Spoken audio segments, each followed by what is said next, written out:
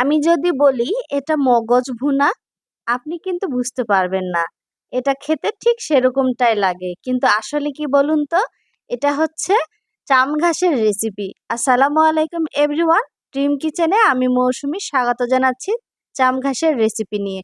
চাম ঘাস, ঘ্যাটকল বা চাম পাতা যে যেই নামেই চিনেন না কেন এটা খেতে দারুণ লাগে। আজকে শেয়ার করব চাম ঘাসের ইউনিক একটি ভর্তা রেসিপি।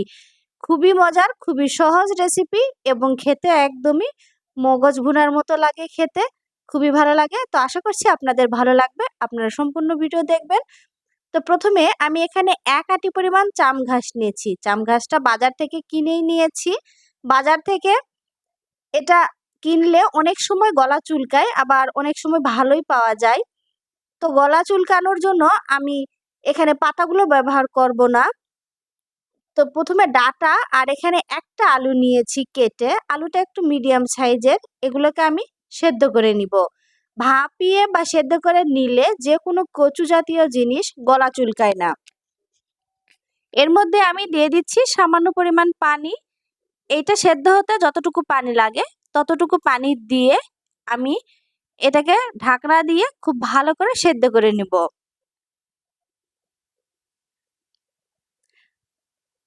তো এই যে এটা খুব ভালোভাবে সেদ্ধ হয়েছে বেশ খানিকক্ষণ জাল দেওয়ার পর। আর এই ডাটাগুলো খুব ভালোভাবে সেদ্ধ হয়েছে আর আলুটাও খুব ভালোভাবে সেদ্ধ হয়ে গিয়েছে। এবার চলে যাচ্ছি রান্নার প্রসেসে। প্রথমে আমি ব্লেন্ডার জাগের মধ্যে দিয়ে দিচ্ছি আলু আর এই জাম ঘাসের যে ডালগুলো আছে সেদ্ধ করা এগুলা দিয়ে এটাকে খুব ভালো করে একটা পেস্ট করে নিতে হবে। আমি ব্লেন্ডারে দিচ্ছি, আপনারা চাইলে পাটায় বেটেও নিতে পারেন।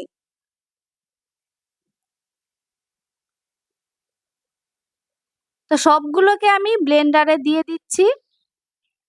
দিয়ে আমি এখানে খুবই সামান্য একটু পানি ব্যবহার করব। এরপর আমি এটাকে ব্লেন্ড করে নিচ্ছি। এই যে এটা ব্লেন্ড করার পর খুব সুন্দর একটা স্মুথি একটা পেস্ট পাওয়া গিয়েছে। এবার চলে যাচ্ছি পরের প্রসেসে। এখানে আমি ফ্রাই প্যানে আগে থেকেই তেল দিয়েছি, হাফ কাপের মতো প্রায় তেল দিয়েছি। এরপর ১ কাপেরও একটু বেশি পেঁয়াজ কুচি, একটু কাঁচামরিচ দিয়েছি। দিয়ে পেঁয়াজ আর কাঁচামরিচটাকে খুব ভালো করে নেড়ে নিব। পেঁয়াজটা একদম এরকম বাদামি কালার হওয়া পর্যন্ত নেড়ে নিতে হবে। এরপর এর সাথে আমি দিয়ে দিচ্ছি স্বাদ মতো লবণ, দিয়ে দিচ্ছি ভাজা জিরা গুঁড়া, এর সাথে দিয়ে দিচ্ছি হলুদের গুঁড়া সামান্য। এরপর দিয়ে দিচ্ছি ফুল ১ চামচ ভর্তি করে মরিচের গুঁড়া। তারপর দিয়ে দিচ্ছি ধনিয়া গুঁড়া। আর এবার দিয়ে দিচ্ছি আদা রসুন বাটা। ১ চামচ করে আদা রসুন বাটা দিয়েছি। আদা বাটা ১ চামচ, রসুন বাটা ১ চামচ। এবারে এই মশলাটাকে একটু নেড়ে চেড়ে নিব। মশলাটা শুধু শুধু এভাবে নেড়ে নিলে পুড়ে যাওয়ার সম্ভাবনা থাকে, আর মশলা পুড়ে গেলে কিন্তু যে কোনো খাবার খেতে ভালো লাগে না।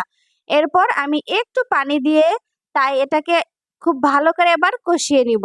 একটুখানি নেড়ে চেড়ে পানির সাথে মশলাটা অ্যাড করে দিয়ে ঢাকনা দিয়ে দিচ্ছি কিছুক্ষণ জাল হওয়ার জন্য।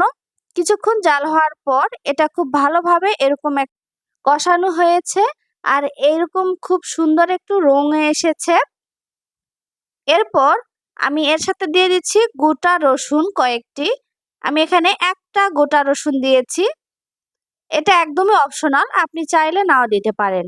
আর পেস্ট করে রাখা চাম ঘাসের ডাটা আর আলু এর সাথে দিয়ে দিলাম। দিয়ে এটাকে খুব ভালো করে নেড়েচেড়ে নিতে হবে। মশলার সাথে এটাকে খুব সুন্দর করে একবারে মিশিয়ে নিতে হবে। আর এ পর্যায়ে আপনি চাইলে একটু পানিও দিতে পারেন। তো আমি পানি ব্যবহার করিনি, যেহেতু আমি মশলা পেস্ট করার সময় একটু পানি দিয়েছিলাম। তো এভাবে খুব ভালো করে যখন একটু ঘন হয়ে আসবে এ পর্যায়ে আমি একটা মুরগির ডিম দিয়ে দিচ্ছি। আমি একটা ডিম ব্যবহার করেছি, আপনি চাইলে ২টা বা তার থেকে কম বা বেশি ব্যবহার করতে পারেন। ডিম দিয়ে এটাকে খুব ভালো করে এর সাথে মিশিয়ে নিতে হবে।